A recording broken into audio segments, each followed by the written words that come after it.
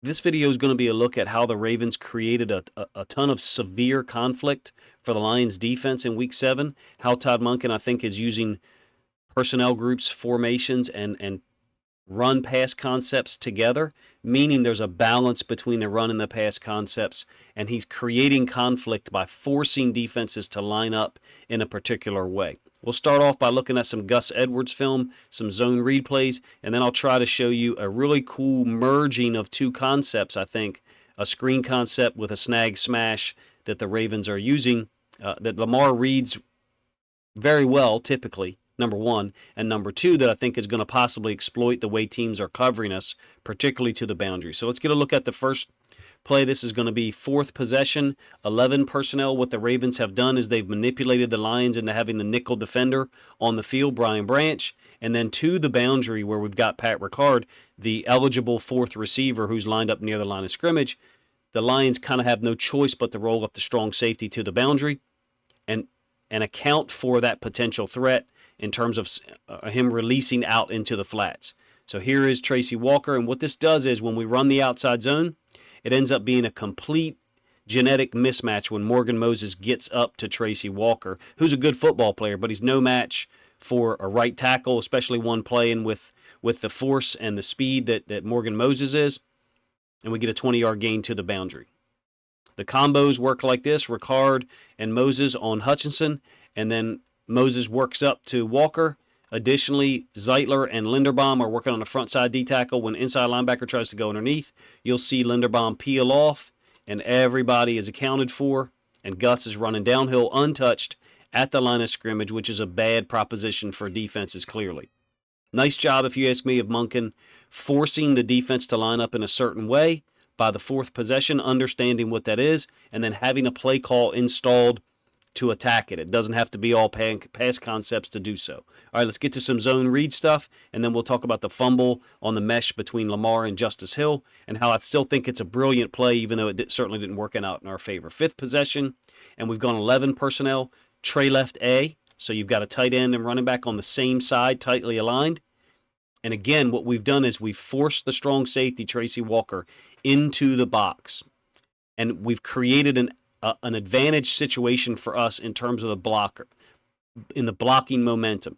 So we're reading Pascal, the D end, and it's a good read by Lamar. Downhill run by Gus ends up being 5 or 6 yards. But in terms of the blocking assignment, look at what we've done. We've got Andrews working up to the strong safety. You'd like to see him punch inside a little bit more, but you got Andrews working up to the strong safety. That's a matchup we can win if Gus is able to get a little bit more downhill and Pascal doesn't react so quickly. We've got a great opportunity for a big play if Mark Andrews does a better job on Tracy Walker, which is a matchup in our favor created by our offensive coordinator and additionally created by the fact that Lamar can keep the football and run around the left edge so the defensive end can't just fly downfield running with Gus. Eighth possession now, another zone read again out of 11 personnel, and we've got the tight end into the boundary, and Tracy Walker is to that side. Where are we running the zone read? To the same side. We're reading the D end, Aiden Hutchinson, on a 2nd and 5. And Tracy Walker again is the strong safety into the boundary. If you recall the first play where we ran the outside zone, this was Ricard in 20 personnel. Now it's Andrews in 11 personnel, pretty much the same configuration, except Gus is on the same side, reading Hutchinson, who's athletic enough to step down and make it only be a 6-yard gain when it was a nice read by Lamar. But look at what we've done advantage-wise. We've got a strong safety being blocked by a tight end. Guys are working up to the front side because Gus is pressing that. So there's a little different run concept angle here because he's told to press the field and then wind it back off of Moses' backside block. There's been plenty of discussion about the Ravens' offensive design and it being lacking in certain points, and I think more analysis needs to be given to the completeness of the game and not just the pass game. I will get to a pass concept that I think is pretty cool here in a moment. All right, Pro Twins again out of 20 personnel. So you got 3 receivers on the field and Ricard, who's at tight end, and he's going to arc release this. What have we done? We've manipulated the Lions into putting the nickel on the field by going 20 personnel. Ends up being a 27-yard gain to Justice Hill on a give back to the boundary, away from the nickel defender. The nickel defender is Brian Branch. He's widening up with the motion. We've isolated, I think it's Kaminsky. In the option game, Stanley gets up to the front side inside backer, and it's over. You'll get the end zone angle, by the way, so you can see the conflict that's created, and then we'll get to the one that's a fumble on a counter option. Originally, live time, I didn't think this was a read, but it clearly is. Usually a giveaway for you is when you get the arc release by someone like that on the edge, because he's trying to put that edge defender in a lot of conflict, forcing him to potentially widen up. In this case, Kaminsky steps down, but it's no match.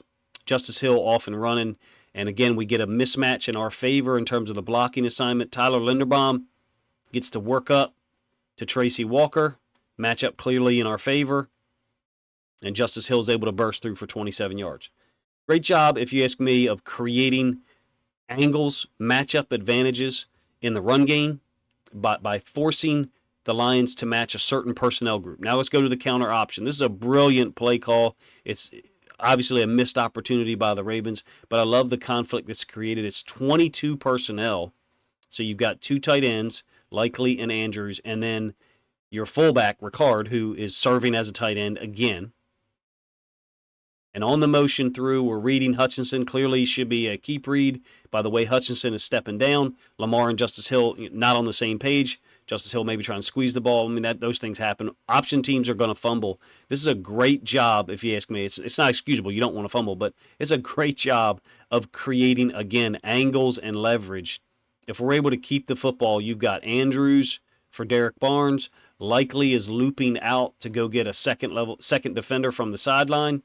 And we are in business. I think Coach Evans put a screenshot on Twitter about how dangerous this play was going to be if Lamar kept the football, and he's absolutely right. All credit's got to go to our guys for creating these situations and manipulating the Lions' defense.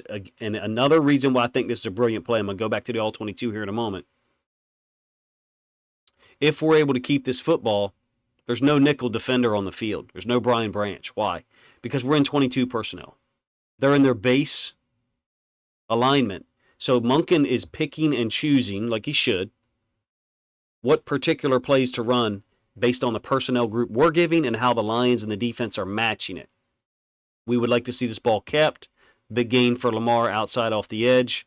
We know him and Justice Hill have had trouble with the mesh point multiple times. Okay, let's get to a pass concept that I really like. This is something the Ravens have run a lot, even dating back to 2022.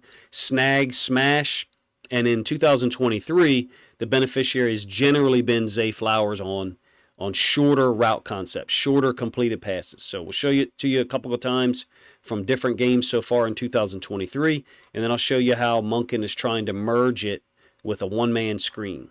You got Andrews on a little corner. That's actually not drawn up completely accurately. The running back out into the flats. And then Flowers just going to sit this down in front of the zone, 3-on-3 to the boundary. Short completion, very reliable. I think it's only 5 yards here against the Steelers. I think we get 5 yards again to the boundary week 3 against the Colts out of a different personnel grouping. But you can see the same situation's been created. Running back, tight end, Flowers to the boundary. Snag, smash. With the smash being, this route here, which we very rarely throw it to. Quick completion, get the offense moving, essentially acting as a boundary side run concept. Same game, same exact alignment pretty much. Running back, tight end, and Flowers to the boundary. Quick completion, 3-on-3 to the boundary. Lamar making a quick decision. It's not a downfield pass concept. It's not exciting, but it's something that the Ravens can use and have used for the better part of 2 years to get quick and easy completions and put the defense in conflict. Now I'm going to show you a play from Wildcard 2022. It's kind of tough to watch because it involves J.K. Dobbins. This is I called it a full flow screen, basically a one-man screen. Tyler Huntley getting pressured, gets the ball out to J.K. for 27 yards. Looks like a busted play where he just extended it. It's not. It's by design. Look at Ricard leading out with J.K. For whatever reason, we chose not to go there initially. Maybe Huntley is looking for something in here. Looks like he's looking possibly for Josh Oliver. gets it out to him as a late release valve, which is what I thought at the time. 27 yards. Awesome stuff by J.K. He was the best player on the field that night. Now let's look at how the Ravens are trying to merge those two concepts I just showed you. The snag smash and the one-man screen. Monken's done this, I think, twice this year. This is the second time that I've seen it. Trips left A, so you've got 4 receivers to the field. Backside, you've got Bateman. And we're running the snag smash, but now the flat route is being carried by Ricard, meaning here's the snag to Zay Flowers. Forgive me for that line, not good. You got Andrews, similar type concept. Normally you have a flat route. Well, you do have a guy running out in the flats. It's Justice Hill. But in this case, Ricard is actually leading the way. So what's happening here on this iteration of it is you're getting full flow and people are responding to it. Zay Flowers cuts in behind him. Easy completion. Only a 4-yard gain, I think, on a second and 5. So you may say, well, Coach, it's not too impressive to me. I think that more opportunity is there on some of these pass concepts, and there needs to be a little bit more balanced look at how we're merging concepts, run pass concepts, or in this case, a screen concept with one of our commonly used short pass schemes, snag smash. And it's generally the beneficiary has been Zay Flowers so far this season. It's not too often that you see it thrown to the smash. Now the last one, I'll show you the RPO boot that went for 80 to Gus. Cool concept. You got Andrews and then another receiver from the other side running out routes from the top side to the bottom. So clearly Lamar should bring this down to Jack Campbell's side. Jack Campbell flashes in front of him, gets it to Gus. Cool moment. We talked about it in our Discord, how Gus hit like 21 miles an hour or something like that, close. I thought he was gone because you get the broadcast angle. This is Lamar making a play, obviously, where the backside edge defender has done a good job of closing down and has leverage on him. Were Lamar to take off the left side of our screen, could he outrun Jack Campbell? Sure, he could. But it's not going to be a huge gain. It's not going to be an 80-yard gain. This is Lamar making something happen, putting Anzalone in conflict. Beautiful play. Not every play that's on the field is immaculately designed, and not every play out there is just Lamar Jackson making things happen. Plenty of guys had an impact, and we got to give credit to our offensive coordinator and our offensive staff for designing things. And it's about more than just the pass game and the pass concepts that have gotten a lot of attention in the last couple of days. And it's interesting to me that you don't see some of those people being critical of the Ravens offense and the way it's designed, spending a whole lot of time talking about offensive line, spending a whole lot of time talking about run concepts, and how Todd Monken is merging all of those things and all of the wonderful talent that we have, because we're a deep team on offense, trying to merge them into one cohesive unit that spreads the football around among run and pass concepts in a way that at least looked brilliant on Sunday. You guys let me know what you think of some of my thoughts this morning, looking at the Ravens offense heading into Week 8 against Arizona.